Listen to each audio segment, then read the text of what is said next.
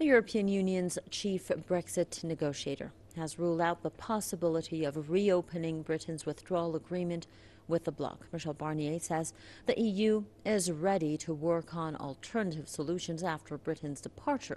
Barnier added that the backstop arrangement in the current deal is the only operational solution to the Irish border issue. The senior EU official has also warned a no-deal Brexit could be more likely. Martin Selmayr denied reports that the EU is ready to give binding assurances to London in order to get the approval of the British Parliament. British Prime Minister Theresa May is scrambling to win a revised deal with the EU. The UK is due to leave the EU in less than 2 months. Theresa May is still trying to renegotiate the UK's Brexit deal with the European Union. She wants to time limit the Irish backstop, the main sticking point for most British MPs, and to introduce a unilateral exit mechanism for the UK. But the EU has repeatedly insisted that it won't renegotiate a deal that took more than 2 years to reach, and that the Irish backstop can't have a time limit. Nevertheless, this morning, German Chancellor Angela Merkel said there was still hope for the deal. We have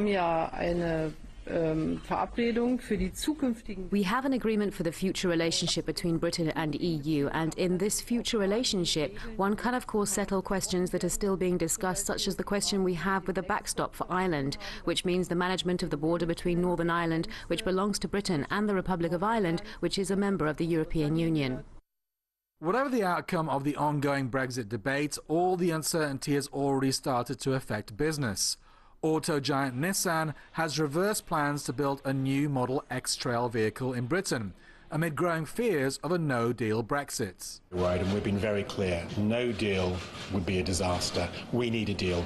We need that status quo transition that gives you some breathing space to allow you to negotiate whatever the future relationship is going to be. Coming out with no deal means that service industries, people who work in the service industries from the EU, pharmaceuticals, all of that's up in the air and it's in question. So it can definitely have negative effects for us, for sure. I'd be worried about people's medicines, I'd be worried about people's health, and I think, yes, we do need time to stop, consider. It will be very negative in terms of the economy, perhaps not for me personally, but for a lot of people, especially in industrial areas of the UK, it will be very difficult because they're reliant on manufacturing and the manufacturing will leave. A survey by the Institute of Directors has warned that nearly a third of its members have either moved operations overseas or were planning to. Saying it can't wait any longer, UK banking giant Barclays has shifted nearly $200 billion of assets to its Irish subsidiary. Food and drug supplies are also expected to run low because so much of them are either imported from or through the EU.